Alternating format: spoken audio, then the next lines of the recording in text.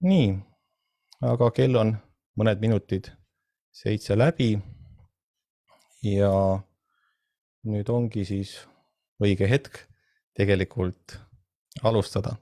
Alustada siis 2021 aasta viimase online üritusega, milleks on siis aasta live, nagu ka eelmisel aastal sai esimest korda tehtud, seekord on siis teist korda ja tänaseks teemaks on siis koera käitumine ja see võrdub inimese tegevus.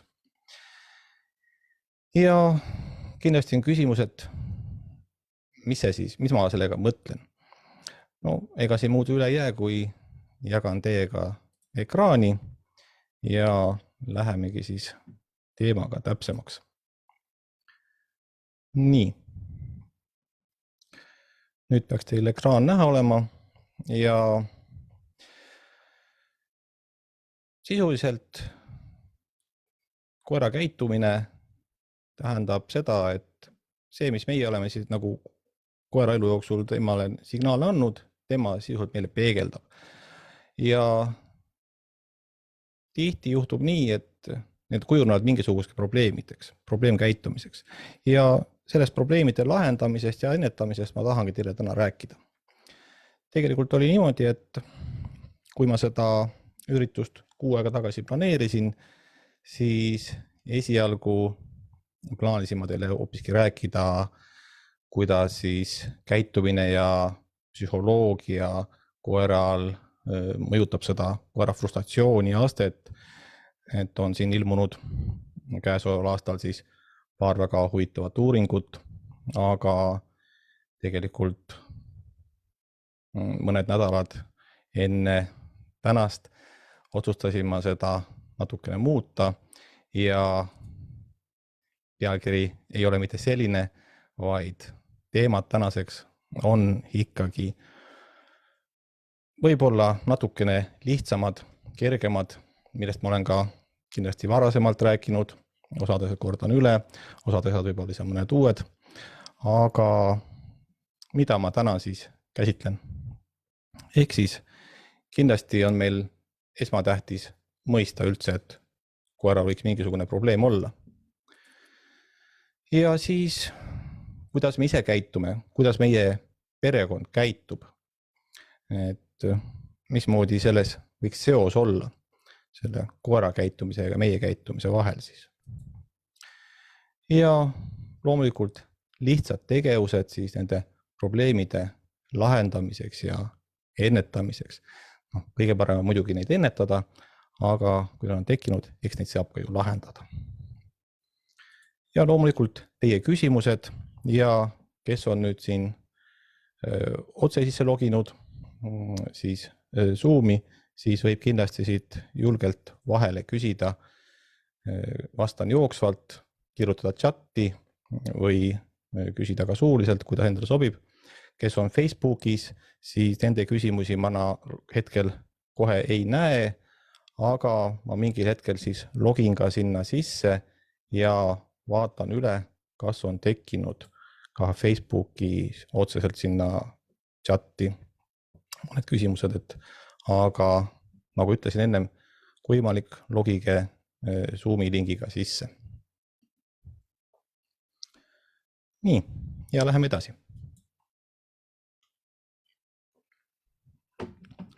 Ehk siis esimene kitsaskoht meil ongi see, et me üldse hakkaksime seda koera probleemi teadvustama.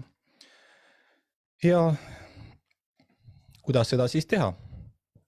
Põhimõtteliselt peame hakkama jälgima ja selle peale mõtlema, mida koer teeb ja on teinud, kuidas ta käitub, et sellest tema tegevuste ütleme, et analüüsis peitub see võti.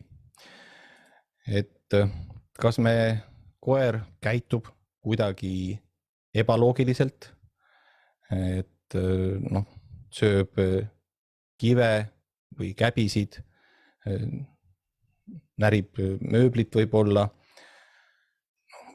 võib ka palju haukuda, põhimõtteliselt nagu põhjendamatult peaaegu, või õigemini see näeb meile välja nagu see oleks põhjendamatult, et kõik sellised tegevused, mida nagu koer ei peaks nii palju võib-olla tegema või selliselt käituma, oleks meile kindlasti indikatsioon, et koeral võib üldse mingisugune probleem olla. Et need on sellised kõige lihtsamad märgid. Et kui me tavapäraselt eeldame, et koer käitub rahulikult, ei tee, ütleme, pahandust või siis ei kaeva miljon auku maasse või ei haara kõike, mis ta nagu, ütleme siis, näeb endale näiteks suhu, kui ta just pole utsikas, kellel ongi selline oraalne periood ja ta on täiskasvanud koer, siis sellised käitumised ei ole kuidagi, ütleme nii, et tavapärased ja need langevad sellest loomulikust käitumisest välja. Ehk siis me peamegi hakkama neid olukordi jälgima, kas meil võib olla koeral mõni selline märk, mõni selline käitumine, ka saba taga ajamine, tihti ajab ise koer saba taga näiteks, ka see on märk või muud sellised, mida tihti peetakse koera tavaliseks käitumiseks, et need ei pruugi seda tegelikult olla. Nii et esmalt hakkame siis tähele panema, mida meie koer teeb, kuidas ta käitub ja kas see käitumine on selline normaalne, tavapärane käitumine. Ja siinkohal ma pean ütlema seda, et mõnikord peetakse ka sellist ebatavalist käitumist ikkagi tavaliseks ja loetakse selliseks oma koera eripäraks, mida aga tegelikult ei tohiks teha, kuna eripära võib olla, aga kui see ikkagi kaldub normaalsusest väga palju kõrvale, siis tõenäoliselt on tegemist mingisuguse probleemkäitumise algega, ütleme nii, või ütleme teistpidi jällegi probleemi väljendusega. Ja kui me oleme jälginud, mida meie koer teeb, siis teiselt poolt me peame hakkama vaatama, mida me ise koeraga teeme. Seda teemat olen ma ka siin varasemates webinarides ühest ja teisest nurgast käsitlenud ja ka täna tahan ma välja tuua selle meie enda inimese tegevuse, selle kitsaskohad just nimelt, et kuidas see meie käitumine, seda peegeldab nagu selle tänase live-ürituse alapealkiri ütleb, et meie käitumine kipub võrduma koera käitumisega, mida meie teeme, koer peegeldab seda meile ühel või teisel viisil. Ehk siis, millised on need meie igapäevased tegevused, et mida teeme meie koeraga, milliseid mänge me mängime, millised treeningud meil on, kui palju neid on, et kõike seda tegelikult hakkama mõtlema, et mis tüüpi need on, millised tegevused need on ja kui palju koer saab puhkust, kui palju saab koer magada, see on kindlasti väga ja väga oluline aspekt, sest et tihti on niimoodi, et kui me oleme nagu hästi tublid koeraomanikud, siis me teeme hästi palju treeninguid, pühendame koerale hästi palju aega, aga siis jällegi teistpidi võib jääda seda koera puhkuse aega väheks. Ja vastupidi, et kui me nagu üldse midagi ei tee või näiteks mängime ainult palli, siis koer on lihtsalt ärev, aga tal sellist vaimset tegevust ei ole, mis on jällegi halb. Et kindlasti peaks olema selline tasakaal. Ja siin ma toongi välja, mis see inimese jaoks see koeraga tegelemine kipub olema. Ehk siis tihti me peame koeraga tegelemiseks, kui me temaga mängime palli või teeme mingisuguseid muid viskamise mänge, ka tirimismänge, et kõik sellist tüüpi mängud, seda me loemegi koeraga tegelemiseks, koeraga mängimiseks. Samuti läheb sellise tegevuse alla ka koeraga jooksmine ja kas lihtsalt joostakse, mõnikord sõidetakse ratta kõrval, on ka muid variante. Et üldjuhul sellist tüüpi tegevused sinna me loeme, et jah, nüüd me tegeleme koeraga. Samuti näiteks ka agility, mis kahjuks ei ole naturaalne tegevus, vaid ikkagi on inimeste poolt koerte jaoks välja mõeldud. Ja ka muud kunstlikud tegevused. Ehk siis tegelikult need, mis ma teile see välja praegu tõin, on tegelikult inimeste poolt koerte jaoks välja mõeldud tegevused, mis ei ole nende loomuomased ja naturaalsed tegevused, vaid inimeste ettekujutus sellest, milline võiks koeraga tegelemine ja koeraga mängimine välja näha. Aga siin on tegelikult reaalsusega väga suur erinevus. Ehk siis ma toon siia välja ühe tabeli, mida ma usun, et ma loodan, et mitmed teist on ka varem näinud minu webinarides ja ma toon siia välja siis selle, mida koerad teevad tegelikult.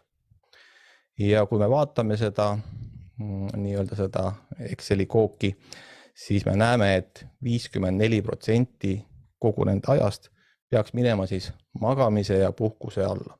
Ja seda just seetõttu, et koerad ei maga nii nagu inimesed, nad vajavad seda und ja puhkust oluliselt rohkem.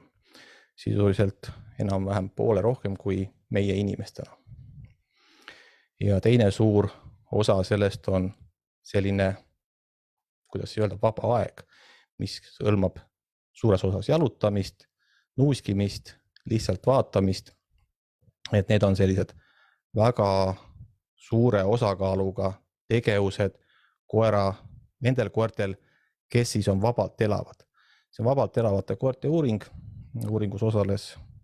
uuriti 2000 koera ja seetõttu need andmed üpriski usaldusväärsed, et see on nagu tegelikult see, et kui meie inimestena ei sekku koera ellu, siis koerad ka sellisel viisil käituvad. Ja siin me näeme 10% on veel teiste koerte ja loomadega suhtlust ja kõik muud asjad lähevad ju väiksemaks. Ja agressioon on 0, ehk siis see, millega me inimestena tihti oleme hädas, seda vabalt elavate koerte puhul ei esine põhimõtteliselt üldse. Et see on 0,01 võib-olla, et see on mingi, sellel uuringus oli üks erijuhus, kus siis tekkis mingisugune väike situatsioon, selline väike, kuidas öelda, selline peale hüppamine mingis olukorras, aga see oli nendest arvestades koerte hulka, siis oli see statistiliselt oli see väärtus 0. Ja kui me nüüd paneme siia kõrvale selle, nagu ma, siin näete siis see, et 2 suurt osakaalu, eks ole, ja kui me toome siia välja selle, mis ma ennem teile panin tabelisse, et mis meie teeme, siis me näeme, et siin on tõsine vastuolu. Ehk siis, mida koerad teevad tegelikult, on vasakul pool ja paremal pool on siis meie tegevused, pallimängud, tirmismängud, jooksumängud, kõik sellised asjad ja nende vahel ei ole peaaegu üldse sarnasust. Ehk siis, milles siin see asi on? Et kuidas me oleme siis oma tegevustega läinud sinna, kuhu me tegelikult ei oleks pidanud jõudma.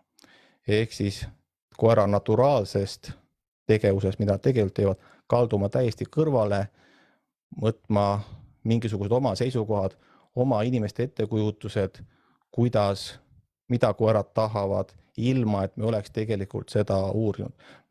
Põhjus on muidugi tihti selles, et need on tasapisi välja kujunenud aastate jooksul ilma koeri tegelikult varasemalt uurimata. Aga neid uuringuid on tänapäeval tehtud ja kahjuks ei lähe see tegelik koera vajadus meie tegevusega kokku. Ja see tekitab loomulikult probleeme. Ehk siis, mis siis on koera jaoks ja meie käitumise tulemus? Kui me oleme teinud neid tegevusi, mis sinna koera normaalsesse tegevusse üleüldse ei sobi. me saavutame ärevuse, tihti tekib koertes ebakindlus, ilmnevad erinevad käitumisprobleemid. Klassikaline olukord on mööbli lõhkumine, erinevate asjade lõhkumised, närimised, ka sellised käppade lakkumised, pidev saba tagaajamine. Kõik need on sellised käitumisprobleemide ilmingud, aga nad väljenduvad siis, ütleme koera viisil, kuidas koer neid väljendada saab. Et kui koer lakub oma käppasid, siis me tihti ei pea seda üldse käitumisprobleemiks. Aga reaalsuses võib selle taga olla mingisugune meiepoolne tegevus, mis on koera viinud sellise seisundisse, et ta lakub lihtsalt närviliselt oma käppi. Ja lakub nad tihtipeale ka siis lausa verele, mis lõpeb sellega, et me peame pöörduma veterinaari poole. Siis klassikaline olukord tekib mingit tüüpi agressioon, kas mingite olukordade vastu, koerte vastu, inimeste vastu, neid võimalusi on erinevaid. Ja selline üldine, kas ei ole sõna kuulmatus, võib-olla oleks kõige öelda, et lihtsalt paha koer, et ei taha üldse hästi käituda. Ja muud analoogsed murekohad, mis meil inimestena koertega seoses siis on. Aga kus on see seos siis selle asja vahel? Nagu ma ütlesin ja nagu me sellest tabelist nägime, siis vabalt elavatel koertel, kes ei ole inimese hoole all, ei ole neid probleeme. Agressioon oli 0% ja nad tegelesid nende asjadega, mis nemad pidasid loomulikuks ja normaalseks.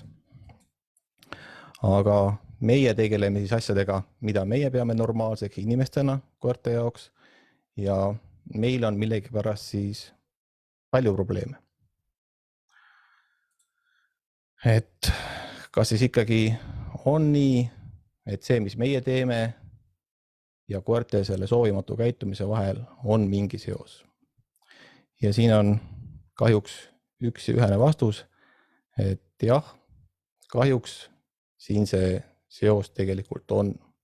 Ehk siis see, mida meie teeme ja peame tihtipeale normaalseks koertega tegelemiseks, koertega ka mängimiseks, võib põhjustada koertele käitumisprobleeme.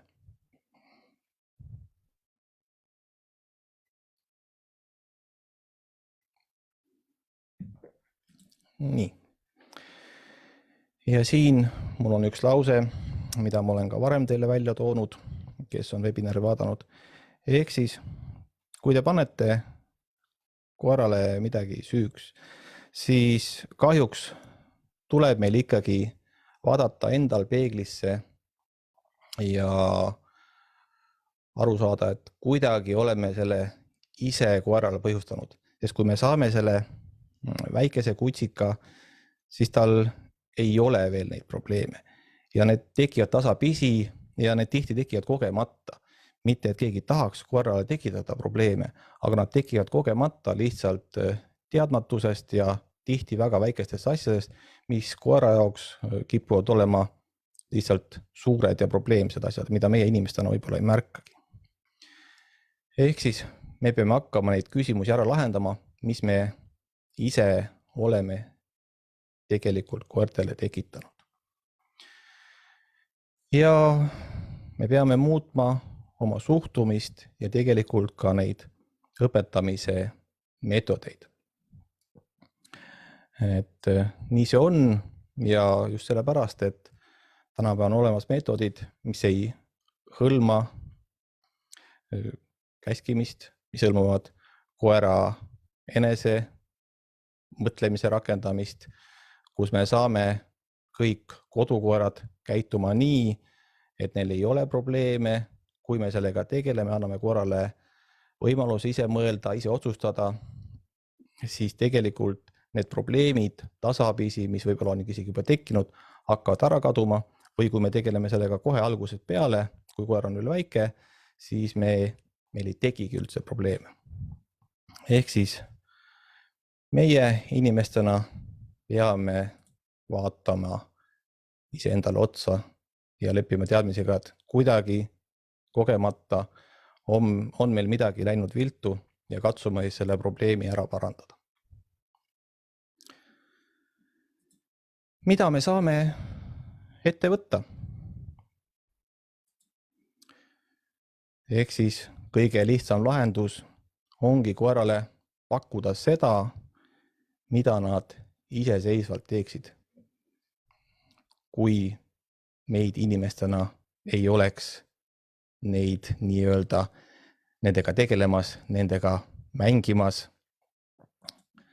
Ehk siis, kui nad kõigepealt saavad selle üle 50% oma ööpäevast und, puhkust ja siis pea 30% meeldivat jalutamist, nuuskimist, uurimist nii kodus toas kui ka õues jalutuskäigu ajal, siis me oleme tegelikult saavutanud olukorra, kus me oleme üle 80% koera tegevust, ütleme ööpäevasest tegevusest juba ära täitnud. Ja järgi jääb veel natukene ja need tegelikult täituvad juba automaatselt, kuna me ikkagi koeraga tegeleme ka muude asjadega ja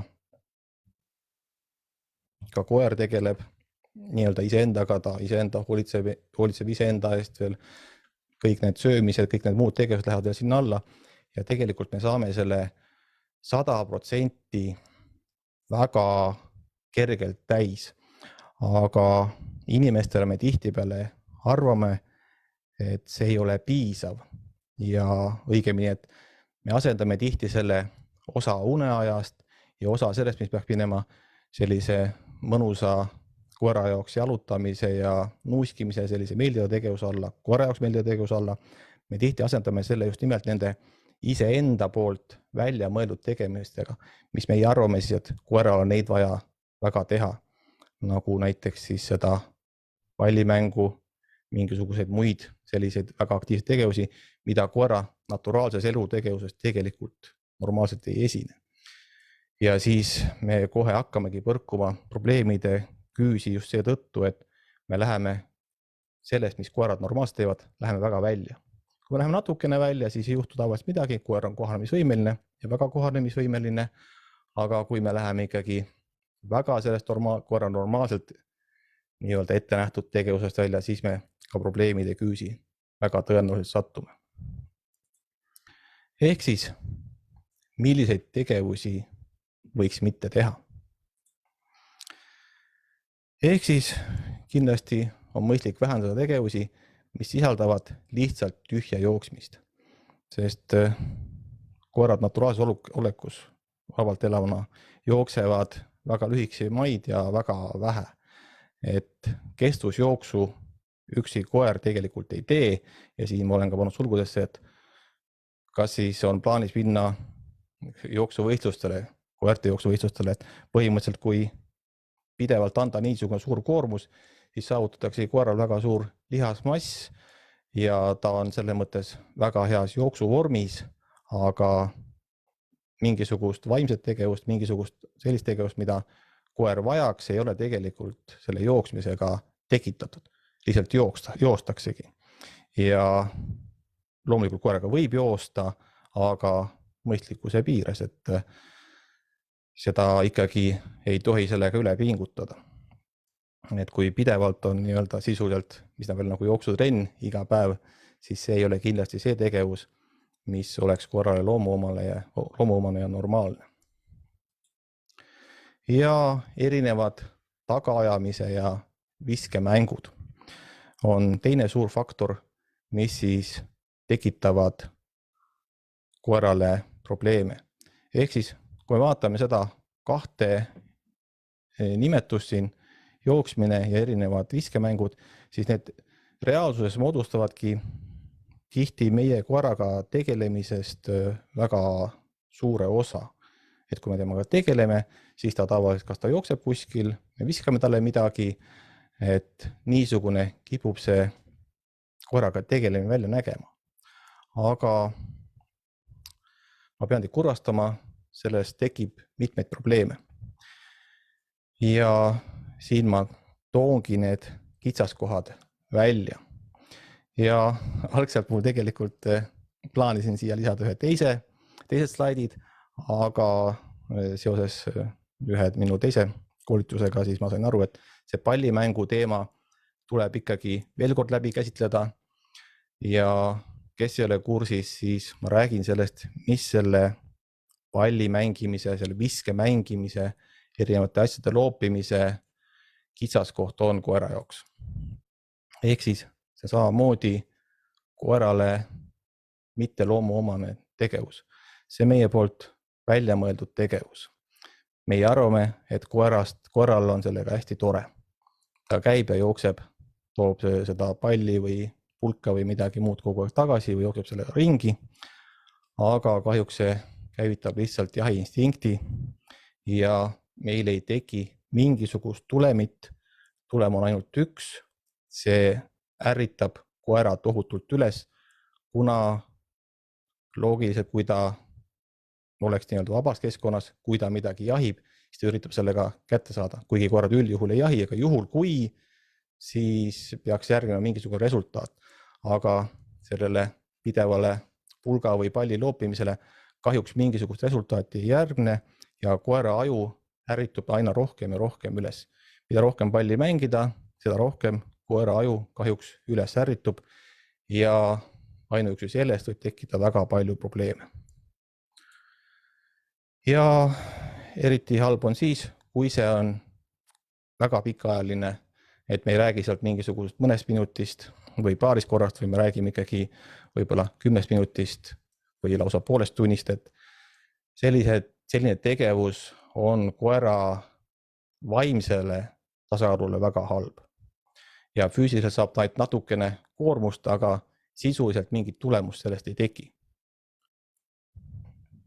Ja seda palli kasutatakse ka tihti treeningutel abivahendina. Ma panen siia jutumärgid, sest see on tegelikult üks halb abivahend. Näiliselt saab palliga tekitada väga hea kontakti, kuna pallil on tekitatud suur väärtus, sest et niipea kui koer palli näeb, nii ta tahab seda kohe haarata, sellega tegeleda, sellepärast et talle on seda visatud, ta aju ärritub palli nähes hetkega üles ja kui selle pallil on veel piik sees, siis see on topelt ärritus. Ehk siis näiliselt me saavutamegi selle palliga kontakti, et me viime ta mingisugust olukorrast näiteks välja, saavutame selle tähelepanu, aga reaalsuses me saavutame koera ajus täiesti vastupidise tulemuse. Ehk siis mida rohkem me mängime, mida rohkem me selle palliga temaga tegeleme, seda rohkem aju ärritub ja mida rohkem on aju ärritunud, seda vähem koer suudab õppida. Klassikaline olukord, õpetatakse mingisugust käsklust ja siis vahepeal tegeletakse palliga, et saavutada koera tähelepanu, siis pärast seda uuesti õpetada on aina raskem ja raskem. Koer küll üritab õppida, aga see jääb talle väga vaevaliselt külge just seetõttu, et tema aju on ärritusseisundis. Ja mida rohkem aju üles ärritada, seda raskem on tal võtta neid asju vastu, mida me üritame siis koerale õpetada. Ehk siis me saavutamegi selle pidevalt üle ärritunud seisundis koera, kes põhimõtteliselt igale asjale võib üle reageerida. Näeb teist koera, võib inimest näha, mis iganes talle ei meeldi, mõni muu, kas või lapsevanker, suusataja, auto, mis iganes, või niipea kui palli näeb, siis on võib-olla üldse täiesti kontaktivõimetusest, ainult see pall on see kõige suurem nii-öelda motivaator, aga see motivaator on selline, mis lihtsalt tekitab tohutu ärrituse tema ajusse. Ja väike trigger, ütleme siis nii. Ja me olemegi saavutanud olukorra, kus meie koer ongi selles ärritunud seisundis. Ja pidevalt, kuna me oleme harjunud pidevalt seda viskemängu mängima, seda palli kasutama või mingit muud sellist sarnast asja, siis me olemegi olukorras, kus me enamasti ilma ise endale seda teadvustamata tekitame koerale pideva ärritusseisundi. Et kuigi ta, ütleme, et jookseb ringi, ajab taga, ta lihad saavad küll natukene koormust, aga vaimselt on see ärritus ja vaimne tegevus on 0. Et mingisugust mõttetegevust sellega tegelikult ju koerale ei kaasne. Nii, ma vahepeal võtan ekraani jagamise maha ja küsin, kas teil on tekkinud selle kohta äkki küsimusi. Et ma ei tea, kas ma näen ka siin Facebookis äkki midagi, ma praegu hetkel siin ühtegi küsimust ei näe. Et siis panen selle kinni, et kui hetkel siin küsimusi ei ole tekkinud, siis jätkan selle teemaga, sest tegelikult kahjuks see pallimängu või see viskemängude teema on tegelikult vähe teatud. Õigemini just see, et mida ta tegelikult koerale tekitab. Et see, meie ettekujutuses on see väga hea asi ja on ju ka loodud veel erinevad tooted, mis aitavad nii-öelda palli kaugemale visata, rohkem veel palli mängida. Et ja neid poes agaralt müüakse ka piiksuga palle, aga kui te palli mängite, siis võtke vähemalt see piik sealt sees välja, et siis ärritust on natukenegi vähem ja mängige tõesti vähe. Aga mida me võiksime siis teha sellise tegevuse asemel, mida me oleme tavapäraselt harjunud koeraga tegema? Esmalt kindlasti vaatame, et ta saaks piisavalt und. Koer vajab siis 12–14, kuni kui ta on rohkem väsinud, ka 16 tundi und, see on täiskasvanud koer. Kutsikad vajavad seal 18–20 tundi und. Ehk siis see tähendab seda, et pool aega magab ta öösel teiega ja pool aega magab ta pärast päevaaeg veel juurde. See ei ole küll pidev magamine, vaid just nimelt selline tsüklitena magamine. Vahepeal tõuseb üles, tegutseb, siis magab jälle edasi. Et nii öösel kui päeval see sellisel viisil toimib. Ja siin ma toon ühe kitsaskoha veel välja, et juhul, kui panna koer näiteks ööseks puuri või ka päevaks puuri, vahet ei ole, siis te olete ta normaalse unetsükli katkestanud, kuna koer loomuomaselt liigub oma unetsüklite ajal ringi, vahetab aset, leiab võib-olla paremat temperatuuri, on liiga külm, liiga palav, mingid muud teemad tal, siis kui me selle talt ära võtame, siis me kohe oleme tema normaalse unetsükli juba ära rikkunud. Nii et esmalt kindlasti on vaja koeral piisavalt puhkust. Et ainuüksi sellest, et koer ei saa piisavalt välja magada, on väga kergelt käitumisprobleemid tulema. Eriti kutsikate puhul, kellega tahetakse väga palju tegeleda. Ja nii-öelda hommikust õhtuni näiteks väikeste lastega, lapsed temaga tegelevad, mängijad temaga ja kui koer väsib üle, siis sisuliselt ainuke väljendus, kuidas ta saab väljendada, tal on tõesti kõrini, ta hakkab lihtsalt näksama. Et see on väga klassikaline olukord, et kutsikad hakkavad näksama, aga tihti on see lihtsalt sellest, et nad on täiesti üle väsinud, mängimisega liialt üle ärritunud. Jah, kutsikas vajab mängu, aga mõistlikus koguses. Aga see kutsika jaoks on see mõistlik kogus suhteliselt väike, nii et inimestena me kipume seda väga kergelt ületama. Ja rahulikud jalutuskäigud. Pea 30% normaalsest koera tegevusest on siis jalutuskäigud, nuuskimine, maailma, inimeste, loomade uurimine, vaatamine, et see on nii-öelda vabas looduses mitmeid ja mitmeid tunde tegelikult. Ja kindlasti peab siin arvestama asjaolu, et niipea, kui te annate koerale käskluse ja ta on teil lühikese rihmaga seal kõrval, isegi kui te käsklust ei anna, aga ikkagi on teil lühikese rihmaga kõrval, siis see ei ole enam see jalutuskäik, mida koer tegelikult vajab. Ehk te olete ära võtnud temalt selle nuuskimisvõimaluse ja tekitanud talle mitmeid probleeme. Ma vaatan, mul on siin üks küsimus ka. Siin on küsimus, et kas näiteks need kuivatatud seakõrvad ja veisekõrvad, kas need ei ärrita koera? Ta närib seda ja sealt midagi väga kätte ei saa. Mind inimesena küll ärritaks selline asi. Sellega on nüüd selline, et koertel on vaja närimist. See on nagu fakt, et koertele peab andma närimise tegevust nii-öelda.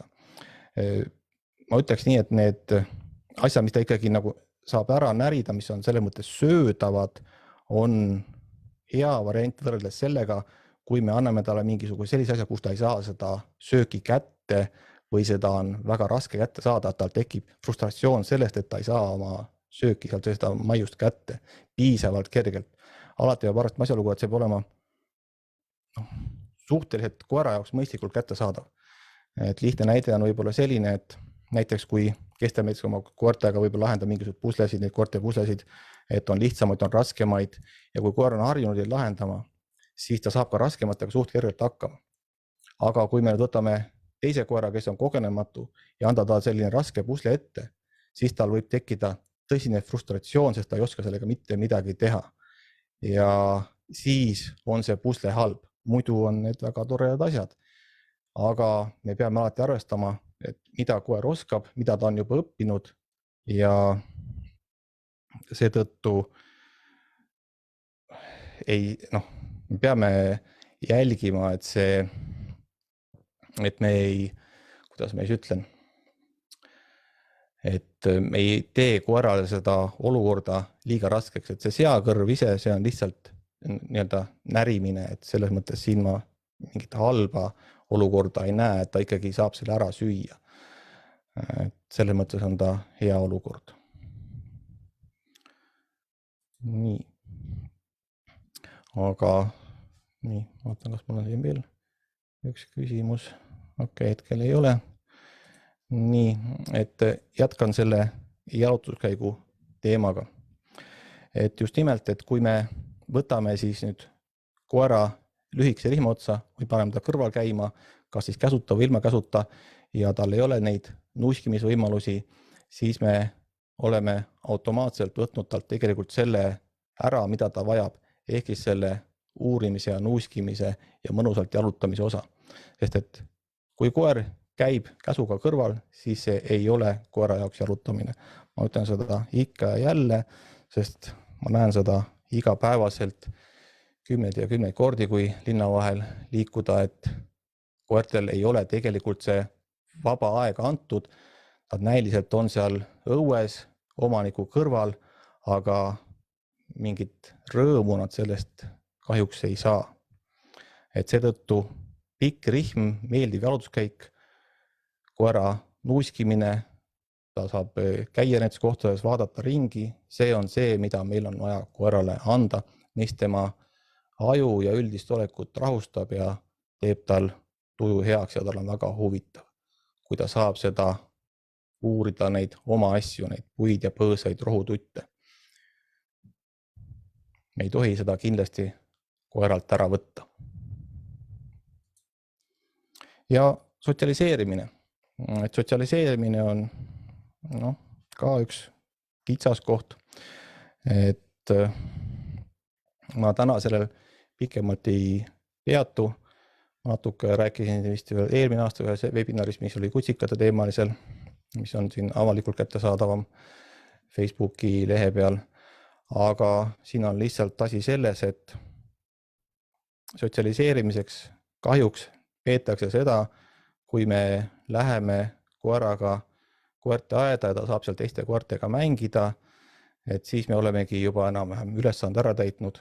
Tegelikult oleme tekitanud koerale tõenäoliselt sellega väga mitmeid probleeme juurde.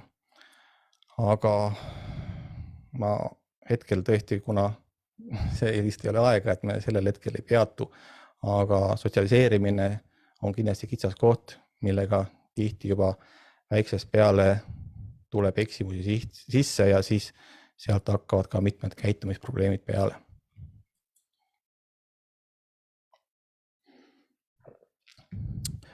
Ehk siis sotsialiseerida tuleks õieti, ettevaatlikult, rahulikult, mitte anda talle liiga palju ärriteid korraga, ehk siis selline koerteaias või näitlikult öeldes kohvikus või loomaaias käimine on koerale väga raske ülesanne, kui ta on väike kutsikas ja sisult me tekitame ülesotsialiseerimise efekti, mis viib koera tihti kartlikusse.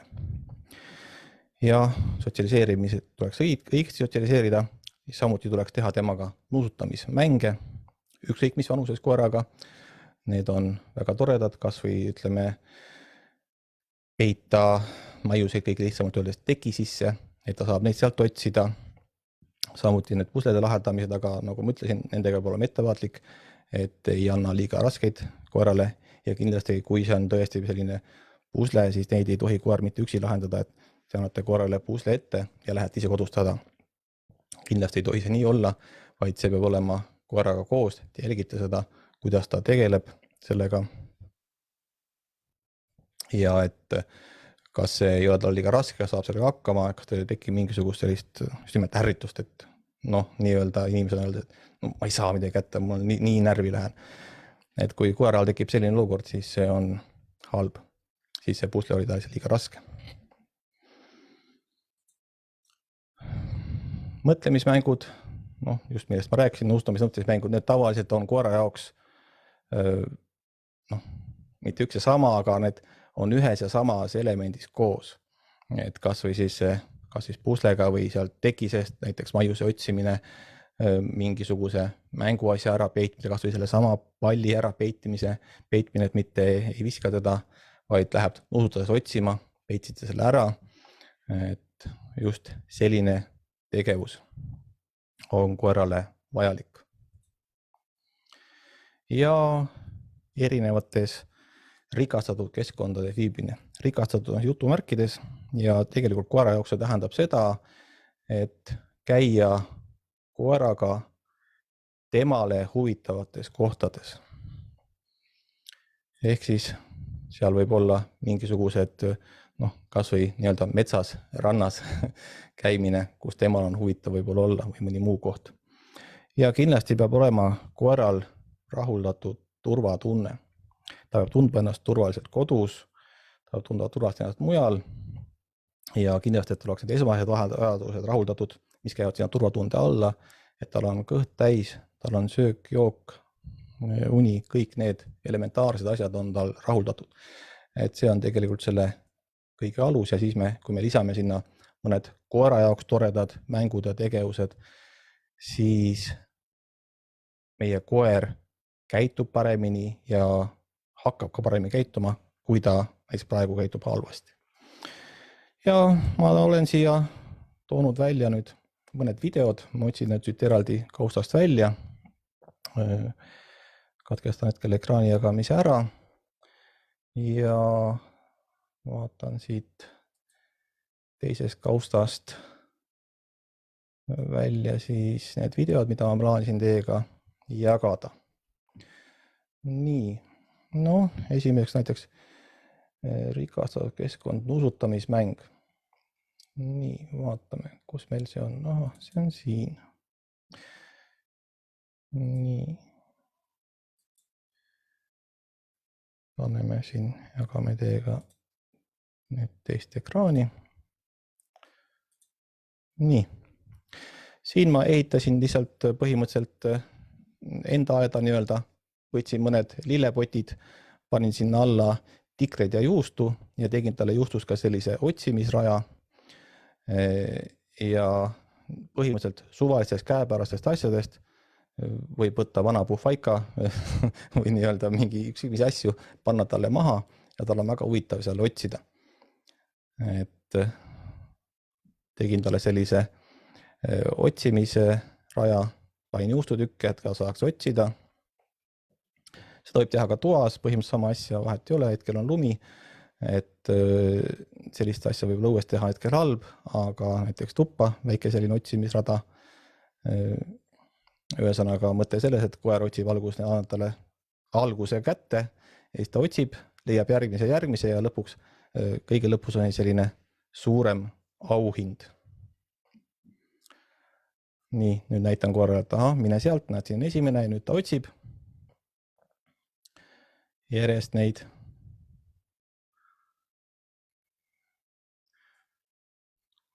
Leiab järgmise ja järgmise. Nii, nüüd ta tahtis olla kaval, etsi mõne vahele, ma aitsin teda vahepeal, et leiaks ikkagi järgmise. Ja nüüd jõuab kõige suurema maiusini. Noh, mina panin selle, peitsin sinna alla, aga kui koer ei ole harjunud otsima, siis võib-olla alla panemine polegi hea, et ei pea panema sellise asja alla või midagi peale, et võib-olla lihtsalt ka maas, lihtsalt suurem hulk maiuseid näiteks. Et näiteks selline tegevus väga tore. Et selline, see on koerale väga huvitav. Meeldiv tegevus, ta rakendab oma nina selle juures, otsib, nuusutab ja saab ka auhinna. Nii. Vaatame veel, mis meil siin veel on, siis jagame teiega ekraani. Mul neid videosid on päris palju, aga vaatamegi, mis koos vaatame. Nii. Asendame kunstliku tegevuse loomulikuga. Ja jällegi vaatame ühe video. Ehk siis, kõik me teame näiteks agilityt, mismoodi see on väga kiire kunstlik tegevus. Samas see tundub väga tore. Ka mulle agility meeldib, koerale see meeldib, aga kahjuks ma sellega enam ei tegele, kuna see põhjustab koerast tohutut ärevust. Ja see on väga raske tegelikult tal vaimselt teha. Ja füüsiliselt talle meeldib, mulle ka meeldib, aga vaimselt on see niivõrd raske koera jaoks, et ma lihtsalt ei saa sellega tegeleda. Ja siis saab sellega asendada. Nii, vaatame, mul on siin selle kohta veel siis üks video. Vaatame, kus meil see on. Aha, siin. Nii, jagame teiega ekraani. Nii, siin on täiesti suvaline puudehunnik metsas. See ei pea olema puudehunnik, see võib olla midagi muud, kuskil lihtsalt mõned künkad, näiteks mõned kivid suuremad, mille peale koer saab võib-olla ronida, mis ei ole väga suured.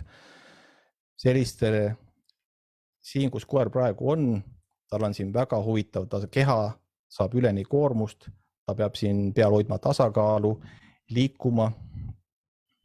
Tal on siin põnev, ta nuusutab siin, sinna on ilmselt, kuna puuhunnik on vana, siin on võib-olla mingeid hiiri vahel, mingeid muid loomi, keda ta nuusutab, tal on väga põnev. Põhimõtteliselt see on koera unistuste koht, kus olla ja kus ta saab enda jaoks nii vaimset tegevust kui ka füüsilist tegevust tegelikult. Et tal on siin tõsiselt huvitav ja meeldiv olla ja tema vaimne ja füüsiline pool mõlemad saavad sellise tegevuse juures tegelikult rakendatud koerale loomuomasel viisil. Panen seda videot natuke edasi, sest siin meil seda nuuski video tegelikult on väga pikk, aga ma siin tegin sellest ka lühema variandi teie jaoks ja ma arvan, me seda kogu pikkuses ka ära ei vaata, et siin tal seda uurimist, nuuskimist ja põnevat tegevust just nimelt koera jaoks jätkub küll, aga meie jaoks on see väga igav. Aga me näeme, kuidas koer siin peal liigub, hoiab tasakaalu, ettevaatlikult kõnnib, see on koerale füüsiline koormus, selline rahulik füüsiline koormus, mis ei koorma teda üle, aga samas nõuab tasakaalu hoidmist, kõike sellist tegevust. Et väga hea tegevus koerale. Ja nagu ütlesin, meil ei pea olema mingisugused sellised puuhunnik, võib-olla midagi muud, kus koer saab natukene võib-olla ronida. Et väga hea koht, midagi sarnast temaga teha. Ja sinna samas näiteks võib panna ka need maiused, et tal oleks siis otsida, kui see näiteks on lihtsalt, ütleme, kas või näiteks mingisugused nii-öelda kivid või mingid mättad, seal midagi huvitavat nagu võib-olla ei paistagi, aga panete sinna tema jaoks mõned maiused, siis ta käib ja nuusutab ja uurib seal neid ja otsib siis maiust. Et teete temale selle ronimise huvitavamaks. Et selline tegevus koerale väga hea, väga kasulik. Nii, vaatame edasi. Nii. Mis meil järgmisena siin tuleb. Nii, pakume koerale nauditavaid jalutuskäike. Ehk siis just nimelt selle pika lõdva rihmaga jalutuskäigud ja ajadusel tuleb neid õpetada. Et noh, minul on eraldi kursused selle jaoks, kus me õpime sellist jalutamist, mismoodi see käib, nii et koer ei tiri ja ta ei ärrituks üle. Aga kui koer ei oska seda teha, siis tõesti on see õpetamine vajalik. Et kui ta teeb seda niisama, siis ei ole nagu probleemi. Aga kui ta ainult tirib, siis tegelikult see näitab seda, et koeral on kas ärritus on suur või ta lihtsalt ei oska üldse jalutada, ta ei oska midagi muud ette võtta kui tirida, et siis on tõesti hea, kui tedagi ikkagi õpetada selle pika ja lõdva rihmaga jalutada. Just nimelt tal endal on kergem, ta saab ise, tema ärevus väheneb, tema aju rahuneb, et see on oluline tema jaoks, et ta saakski hakata sellisel viisil neid jalutuskäike nautima, nagu me siis kohe mõnes videos vaatame. Ja huvitavates, koera jaoks huvitavateks, ütlen veel kord, et kauplus on liiga suur ärrituskoht, aga koera jaoks huvitav koht, meile võib kauplus huvitav olla, saame igasuguse asju osta, aga koera jaoks huvitav on midagi muud. Et see on tema jaoks liiga ärritav koht. Ehk siis vaatame veel mõne video, selline võib-olla meeldivas keskkonnas viibimise video. Nii, siin mul neid videosid on palju, ma katsun nüüd leida. Siin on üks selline kokkuvõttev video, ma võib-olla näitan seda. Nii, kui teil on vahepeal küsimusi, võite julgelt siia Zoomi chati kirjutada. Kui te kirjutate Facebooki, siis ma mingi hetkel sinna pean eraldi vaatama. Et eks ma siis vahepeal vaatan, aga kes on nagu otse ühendunud, siis ma näen seda küsimust kohe. Nii, panen siia play. Põhimõtteliselt sellised kohad, pika rihmaga, nauditavad kohad koera jaoks, nii suvel kui talvel. Siin praegu on korral lausa 15 meetri rihm metsa vahel, et oleks vabadust rohkem.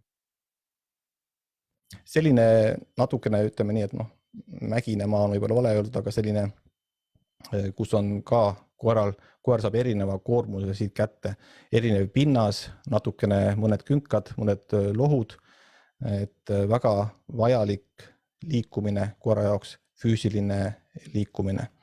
Et ta ei kõnni mitte ainult selle asfalti peal, vaid just nimelt erineval pinnasel hüppab võib-olla mõnest puunotist üle, ronib mõne kännu otsa, et selline naturaalne tegevus väga hea ja lihtne meile omanikele teha ja koerale samas väga vajalik. Nii, panen siit natukene edasi.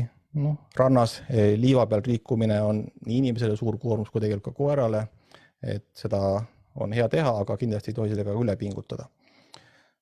Erinevad siin metsas näiteks mingisugused väiksed sellised sillad, asjad, kust üle minna, väga huvitav. Pole mõtet koera survestada, et lähme kiiresti, ta vaatab, uudistab, tal on väga põnev, mis seal toimub.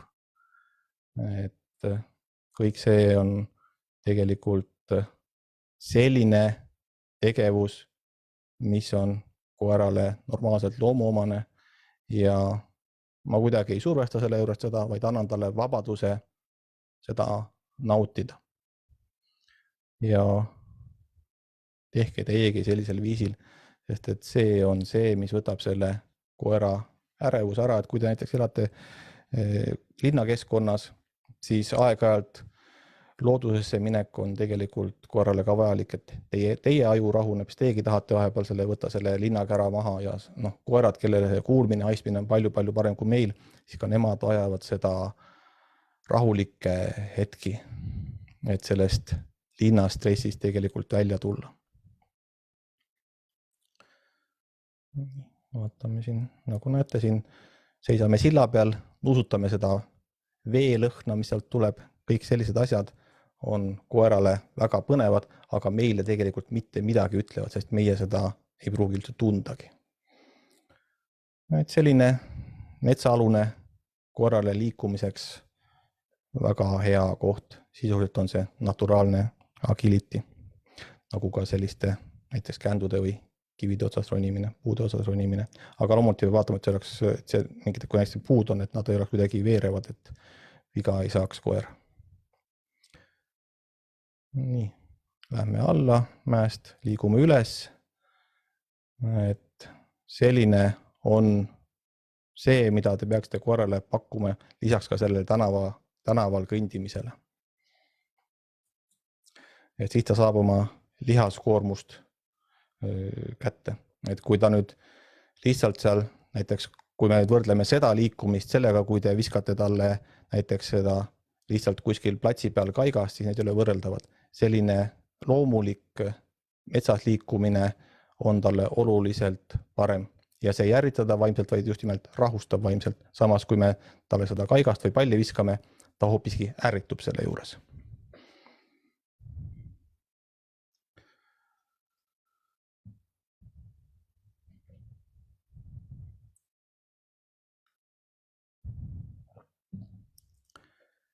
Nii. Okei.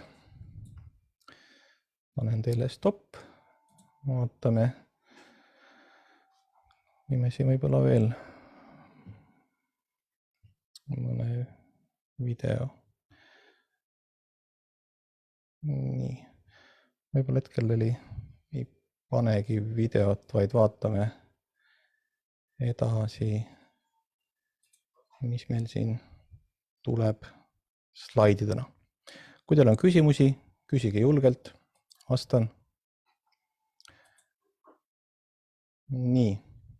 Ehk siis just nimelt püüame need inimeste poolt, meie endi poolt välja mõeldud kunstlikud tegevused eemaldada ja asendada need naturaalsete koerale hoopis loomuomasemate tegevustega. Et see vähendab koera ärevust, stressi ja tegelikult lõppkokkuvõttes paneb nad paremini käituma, kuna nende see üldine ärevuse tase lihtsalt langeb. Ehk siis toon siin näiteks selle koerteplatsi, et koerteplatsi peetakse toredaks kohaks, kus saab teiste koertega kohtuda ja mängida. Kahjuks koera jaoks on see väga raske koht, kus olla. See tekitab väga suure ärrituse, vaimse ärrituse temas, kui seal on palju koeri. Seal on koerad jooksevad kogu aeg ringi, kuna nad ei ole lihtsalt oma ärrituse tõttu tihti võimelisedki paigale jääma ja ei ole harvad olukorrad, kus siis omanikud ka ärgitavad neid veel rohkem jooksma, et me tulime ju koerte platsile, et nüüd jookse koos teiste koertega. Tegelikult ei ole see koertele meelelahutus pakkuv, vaid nad jooksevad suurt ärritust välja, sest nad ei saa lihtsalt paigale jääda, kuna ärritus nende sees on liiga suur, et see on täiesti klassikaline olukord, ma ütleks selle kohta. Ja tegelikult on tal vaja mängimiseks koera sõpra või koera sõpru, kes on tema päris sõber, päris sõbrad, paar tükki, kellega ta kohtubki regulaarselt ja need on üks ja sama koer või ühed ja samad koerad paar tükki. Et kord-paar nädalas on see, mida tegelikult teie koer vajab, mitte neid koerteplatsi külastusi, kus on iga kord erinevad koerad. Ja ma näitangi teile siia nüüd juurde videot. Otsime selle õige video välja. Milline näeb tegelikult mäng sõbraga välja. Nii. Vaatame, jagan teiega ekraani. Ja mäng sõbraga on väga erinev mäng sellest, mis toimub koerte platsil. Kus see mäng kestab, ma panen siia jutumärgid nüüd, kus mäng kestab 10 minutit, pool tundi või tund aega või mingi muu aeg. Vaatame selle video. Nii. Selle video pikkus on 30 sekundit. Mäng algas ja 30 sekundi pärast mäng lõpeb. Me täna ei käsitle seda, miks ta lõpeb. Üks koer teeb teisele signaali, et mänguaeg lõppes. Nagu näete, väga tore, koerad omavahel mängivad, tegelevad ja mõne sekundi pärast saab mäng läbi. Ja nüüd tuleb signaal, mäng lõppes, nüüd algab nuusutamise aeg. Mis see tähendab? Vaatame seda veel kord, seda videot siis. Koerad mängivad, nagu nad ikka mängivad rahulikult,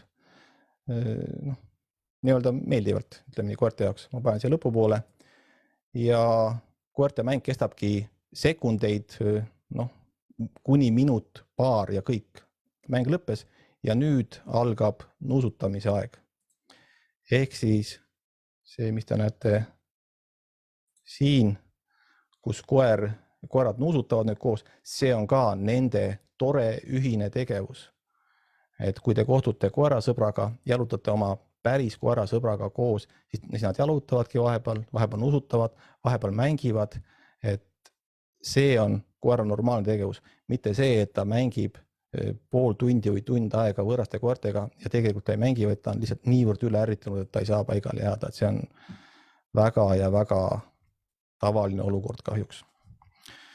Ehk siis, kui te asendate koerte platsi päris koerasõbraga, saavutate te hoopis teise vaimse seisundi oma koerale. Ja ka loomulikult sellele koerale, kellega te siis kohtute. Et see on sõber, on väga vajalik, nii nagu ka inimesel on vajalikud sõbrad, kellega käia koos, lobiseda vahepeal. Täpselt samamoodi on seda vaja ka teie koerale. Ja kui te asendate selle koerte platsiga, mis sisuliselt on, ütleme, nimetame näiteks inimese jaoks ööklubi või baar, siis seal ei ole sõpru, et siin see ongi selline ärritav koht ka inimese jaoks. Et koerte plats on selline koht koerte jaoks. Et kindlasti vajab ta sellist mõnusat oma sõpradega koos olemise aega, jalutamise, nuusutamise aega, mängimise aega. Et kindlasti katsuge seda oma koerale pakkuda. Nii. Ja vaatame edasi. Mis meil siin veel on siis. Et tõesti, kui on võimalik, siis pakkuda neid loomulikke naturaalseid tegevusi koerale. Ehk siis minu lause täna teile on see, et muutkem neid seisukohti ja seda mõtet, mida me koerte jaoks peame vajalikuks ja kasulikuks. Et kahjuks oleme me inimestena tihti eksiteel ja koertele mõjuvad mitmed meie tegevused kahjuks halvasti. Jah, koerad on väga kohanemisvõimelised ja nad kohanduvad meie elustiiliga, meie tegevustega, mis neile pakume, aga kui me ikkagi ületame selle koera jaoks vastuvõtu piiri, siis meil tekivadki sisuliselt käitumisprobleemid automaatselt, et me ise need kahjuks tekitame. Et nii see on, et seal ei ole, need ei teki kuskilt X kohast, et oi, mul ongi probleemne koer. Ei, me oleme enamasti kogemata need enda koerale tekitanud. Et keegi ei taha ju oma koerale tegelikult neid tekitada, aga nad tekivad kogemata ja siis me peamegi hakkama neid probleeme lahendama, midagi ette võtma, et kuidas neid lahendada. Ja täna ma näitasin teile lihtsaid viise, kuidas seda teha. ja üks punkt on mul siin veel. Ehk siis see idee, et koeri on vaja tohutult käskida ja meeletult õpetada.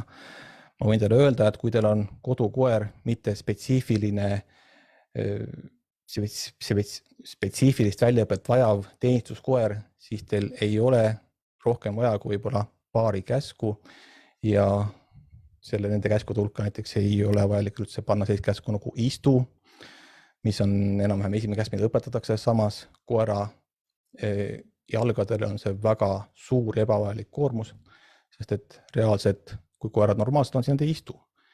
Nad enamasti kas lamavad või seisavad. Ja istukäsk on ka inimese poolt idee, et see on hästi vajalik käsk. Samas koerte jaoks tegelikult mitte. Et okei. Ma sellele väga ei peatugi, aga ma tahan teile seda, et tegelikult koerad on väga targad, kui neile anda võimalus seda tarkust välja näidata. Ja see on see, kus me inimestena tihti ebaõnnestume, sest me usume, et meie peame neid meeletult õpetama, et nad ei oska ise mitte midagi. Tegelikult oskavad, nad õpivad meie käitumisest, oma ümbritseva keskkonnast, kuidas see neile vastab. Ja kui me neid selle juures natukene aitame, siis nad saavad oma eluga väga hästi toime, ilma et me peaksime neid meeleheitlikult käske täitma õpetama. Jah, mõnda käsku on kindlasti vaja, mõnda keelavat sõna, selliseid asju, et ta ikkagi teaks, mida ta tohib, kui tõesti mingi ohtlik olukord on. Aga väga mitmeid asju, mida me püüame koertele õpetada, kas või kodukoerale kõrval käimist, seda tegelikult ei ole koeral vaja.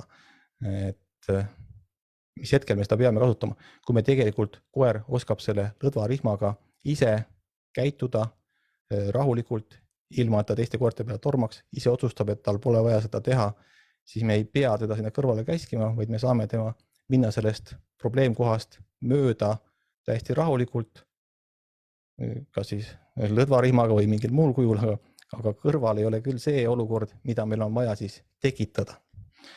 Aga see on ühe teise loengu teema.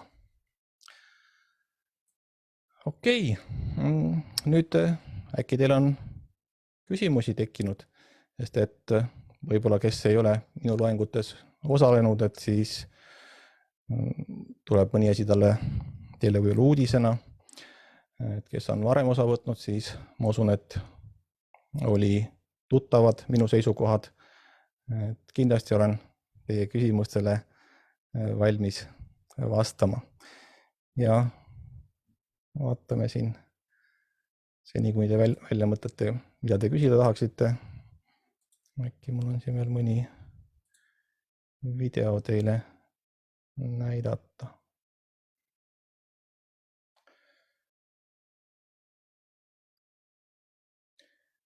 Nii. Näiteks, siin vaatame, on vist küsimus tekkinud. Vaatame, mis küsimus on. Teie koeral on traksid.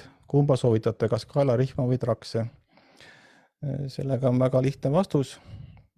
Traksid ja õiged traksid. Sest et enamik trakse, mida toodetakse, on kahjuks valed, mis koertele ei sobi. Selle kohta on mul eraldi webinar nii Facebookis kui YouTube'is. Võite üles otsida, kuidas valida õiget trakse. Seal ma räägin sellest pikemalt. Ja mis need traksid võivad tekitada nii valed traksid kui kaelarihm. Et kindlasti traksid, siin polegi küsimust. Ja kui keegi teile väidab, et traksid õpetavad tirima, siis see on lihtsalt öeldes vale jutt, et koer tirib nii kaelarihma kui traksidega, kui ta ei oska jalutada. Ja ta ei pea jalutama mitte kõrval, vaid lihtsalt normaalselt. Et siin, või ma näitan teile seda halvemat varianti.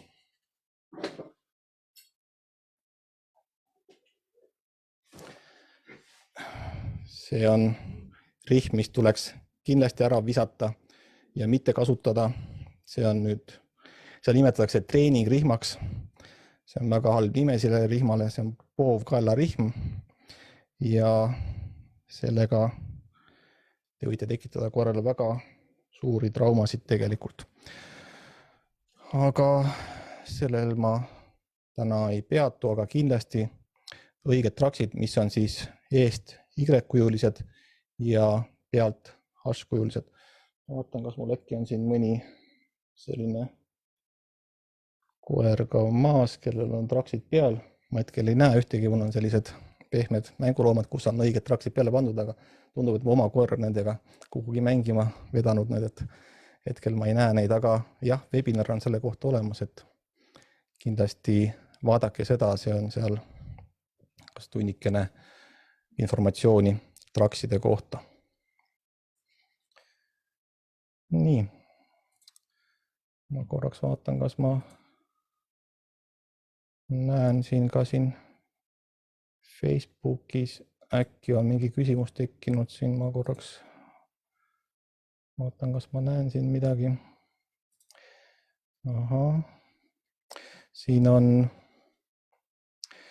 kõrvalkõnd on tänaval, linnalev enne tänavale minekut on nuuskimine pika rihmaga. Kas on nokk? Nojah, põhimõtteliselt, et selge see, et kui on teil selline aktiivne linnakeskkond, siis tuleb koer lühemale rihmale võtta, aga seal on alati küsimus see, et kas ta peab käima käsuga kõrval või vabatahtlikult kõrval, et seal on ka tegelikult suur erinevus, et me ei pea teda tegelikult sinna kõrvale tihti käskima, vaid lihtsalt võtma selle lihma rühemaks ja kui ta teab, kuidas seal olla, siis võib-olla on tal ka kergem olla, et ütleme nii, et käskimise ja mitte käskimise vahe on ka koera jaoks tegelikult väga suur, et kas ta käitub ise niimoodi, nagu me tahame, või me teda käsime. Et seal ka tuleks tegelikult seda vahet teha. Aga ma arvan, et üldjoontes on see ok. Üllatust, ma ei teadnud, et koer võib tikreid süüa. Tavaliselt seemned vastunäidustatud tikritesse mitte. Sõltub seemnetest, et ta sööb veel igasuguseid asju, et sealhulgas ka mustikaid, mis on väga maitsvad, kus on ka ilmselt mingid väiksemad sorti seemned või mida iganes, et siin on küll nii, siin on ka nii sööb igasugu raami, keegi kommenteerib siin tikreid, mustsõstraid ja minul üks koer, keda kahjuks enam ei ole, meie hulgas sõi ise tikreid siis põõsa küljest, käis nokkimas neid, nautis seda täiega. Nii, seemned oleksid vastunäidustatud. Sõltub seemnetest, et siin on ka, et kindlasti on selleks üheks seemneks rosinad, viinamarid. Kui pikk teil rihm seal on? See, mis oli nüüd ühes videos, kus metsa vahel oli, seal oli 15-meetrine tegelikult jäljerihm nii-öelda, aga tavaline minu rihm on 5 meetrit, lühemat ma ei kasuta ka mitte linna vahel, ma lihtsalt võtan ta, kerin siis lühemaks ja kui inimesi jälle vähem, siis lasen jälle pikemaks, et ma seda lühikest jalutusrihma ei kasuta üleüldse. Aga ma näitangi teile võib-olla siin, vaatame veel küsimused. Kas teil on soovitusi Zoomiga toimetulekuks? Meil on noor väga rõõmus husky, kes teatud kohtade seinte sees tahab tihti zoomitada, ehk siis hakkab järsku ringi jooksma rihma otsas. Saab aktiivset jalutust päris palju, võimalus mööda ka platsil vabalt joosta ja teiste koertega mürada. Hakkab heinte sees äkkiselt ringi jooksma. Rihma otsas. See on nüüd raske öelda, ma kujutan ette, mida ta teeb, aga miks ta seda teeb, et kas seal on midagi põnevat, mis tekitab talle sellise ärrituse, et ta peaks seal ringi jooksma. Seal võib olla erinevad variante, et ma ei julge praegu öelda, et kas sellega peaks toime tulema, et kas seda esineb väga palju. Kui seda tõesti esineb väga palju, siis peaks hakkama mõtlema, et miks ta niimoodi käitub. Aga kui see on nagu lihtsalt mingitel hetkedel aeg-ajalt, ütleme, mitte pidevalt, siis ma arvan, koeral on seal see põnev ja tal tekib selline mingisugune elevus, ma ütleks. Aga kui see on tõesti pidev, siis küll peaks hakkama nagu mõtlema, et aga niimoodi ma täpselt ei oska vastata sellele küsimusele. Aga kui aeg-ajalt, siis ma arvan, see ei ole probleem. Kuidas kommenteerite, Dobermann lastakse 2 korda päevas korrusmaja ette ilma rihmata, aga elektrišoki kaelarihmaga jooksma. Omanik seisab maja välisuksel, nii kui koer jõuab kuhugi kellegini, kuhu omanik ei soovi, saab ta elektriröögi sellise tugevusega, et suur koer röögatab. Selle kohta, kui on selline koomiks, siis seal kohas on need igasugused tärnid ja trellid tulevad jutumullikesse. Täpselt seda ma sellisest omanikust arvan, kes oma koeraga sellisel viisil käitub, et ühtegi ilusat sõna mul sellisele omanikule öelda ei ole. Ja ta on oma koera suhtes hoolimatu ja ka teiste inimese suhtes tegelikult. Ja kõige rohkem kannatab ta enda koer selle all muidugi. Et see on väga-väga halb. Ja siin on kommentaar, et selleks on eraldi instants nimega loomakaitse. Siin on see küsimus, et Eestis kahjuks ei ole elektrišoki rihmad keelatud. Et see on see kitsas koht, et kuna nad keelatud ei ole, järelikult on lubatud, nagu ikka võtame siis niisuguse loogika, aga see on väga, väga halb vahend, mida ei ole ühegi koera peal vaja mitte kunagi kasutada.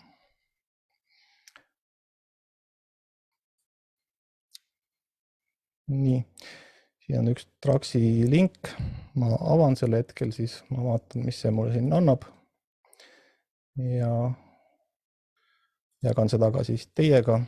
Nii, ma tõstan selle kuhugi siia ja jagan teiega ekraanipilti ja share. Ja kui te nüüd lähete ja vaatate minu selle Traxi teemalise webinari ära, siis te saate teada, et need Traxid tegelikult on valed Traxid.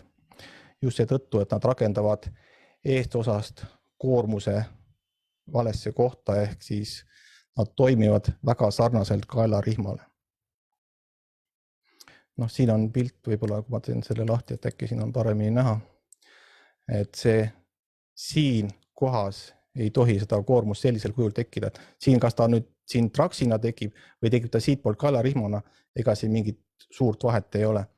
Et need ei ole need Traxid, mida peaksid ostma sellise süsteemiga. Võib sama firma, aga mingi teise süsteemiga.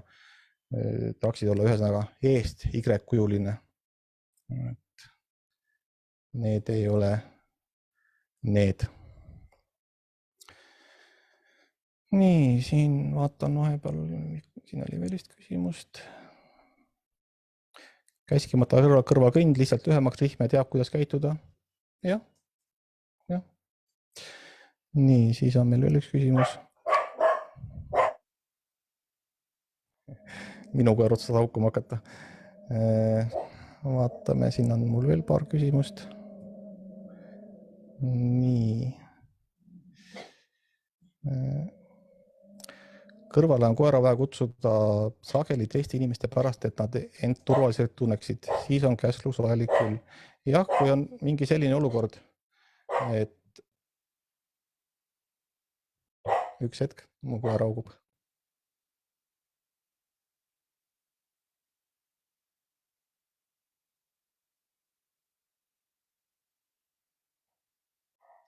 Kuna tänapäeval on väga palju neid nii-öelda neid, mis see on, delivery, kes asju toovad, siis koer on õppinud nendele reageerima suhteliselt aktiivselt. Et nad nagu sisse ei tule, aga toovad pakke.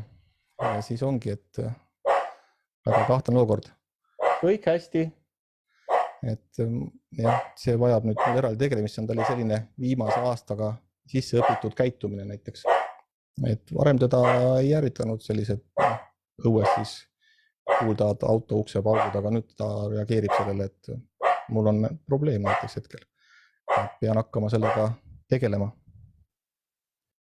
Ja peangi välja mõtlema nüüd selle tegevuse, mismoodi seda ärevust antud juhul vähendama hakata, see on tal tõesti nüüd siin selle koroona ajal õpitud käitumine. Nii, ehk siis teiste inimeste tunneks ennast turvaliselt, tuleb koera ära käskida. Jah, see on suhteliselt loogiline, et kui te olete sellises aktiivses linnakeskkonnas. Aga üldjuhul, kui koer on õppinud iseseisvalt nagu mõtlema, hästi käituma, siis ta on tegelikult ümbritsevatele ohutu, aga loomulikult on igasuguseid olukordi. Nii, siin on veel küsimus, kuidas õpetada koera hetkel kustikas üksi kodus olema. Hetkel on olemas ka puur, kuid seal ta keeldub sekunditki üksi olema. Kui te puuri panete, siis te sellega probleeme suurendate, mitte ei vähenda. Et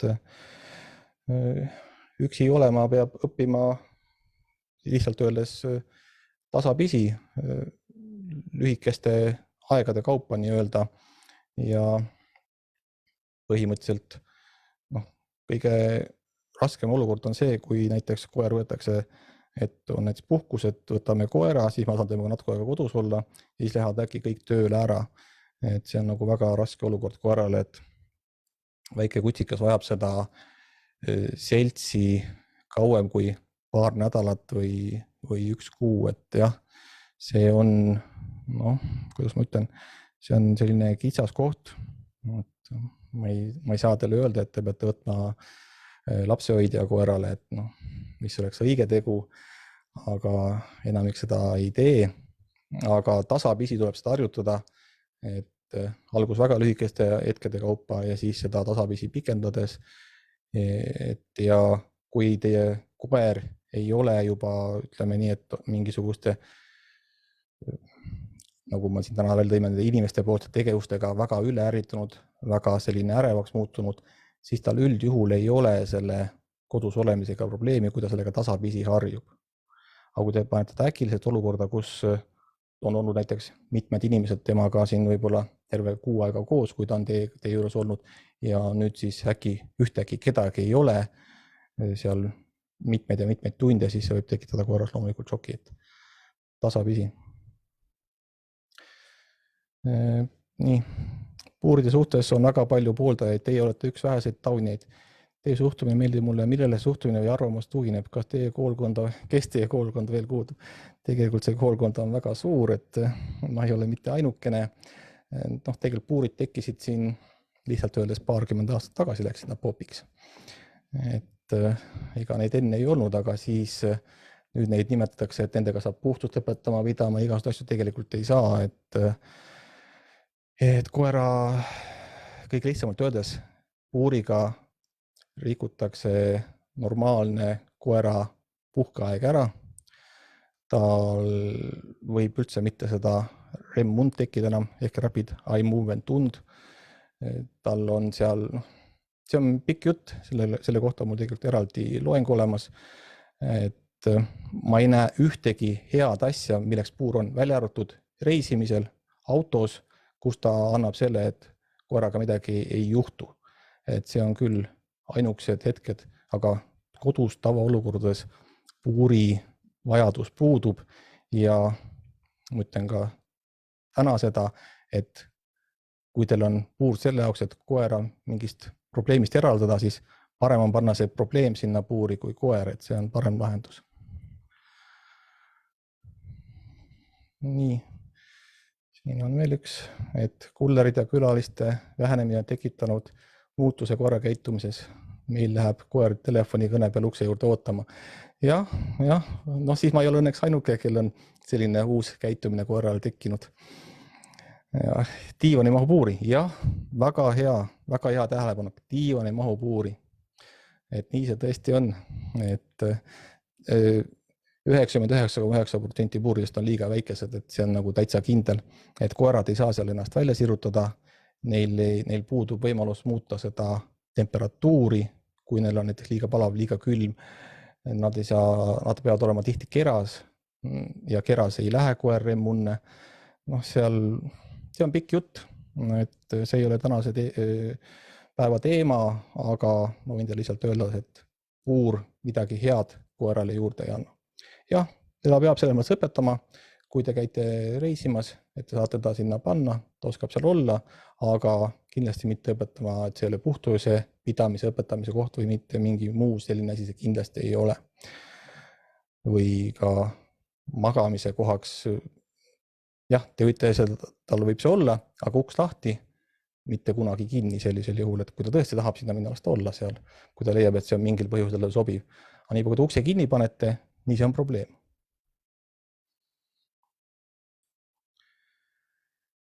Nii, ma vaatan, kas meil on siin veel mõni küsimus. Puur on ainult autos, mis on ka õpetatud kasutama korrale. Muul ajal kodus kindel ei. Jah, no, ma olen seda sama meelt, et nii selle puuriga kipub küll olema, et ma ei näe puuri jaoks vajadus, milleks me peame koera puuri panema. Et alati tasub teile küsida, et ükskõik mida te teete või kas te teete mingid treeningud koeraga, milleks te teete, mida te teete, et sellest ma just rääkisin eelmise aasta laivis, ehk täpselt aasta tagasi, et alati esitage endale need küsimused, miks ja milleks, mille pärast te seda teete, mis on see eesmärk, kas meil on mingid variandid, kuidas me saame seda teha veel paremini. Et nii see on. Nii, on teil äkki veel küsimusi? Ma praegu vaatan, et hetkel vist olen jõudnud küsimustega lõpuni. Nii, aga siis minu poolt veel korraks jagan ekraani, kus on siis jälle kirjutatud, et aitäh teile ja tõesti suur tänu, et leidsite aega tulla kuulama, vaatama. Ma loodan, et sain teile anda mõtlemisainet, kasulikku informatsiooni, mida te saate kasutada, et teie koerte elu oleks parem ja meeldivam. Et siin on nagu, minu meelest me saame inimestena käituda paremini, oluliselt paremini ja tihti me käitume kogemata valesti, et me tegelikult ei taha käituda valesti, aga võib-olla lihtsalt me ei tea, kuidas see õigem käitumine oleks ja täna ma tahtsingi anda teile natukene väikese suuna, et mida te saaksite teha sinna õigema käitumise poole liikumiseks. Nii et aitäh teile veel kord, head aasta lõppu, häid pühi, kohtume uuel aastal, kõike head!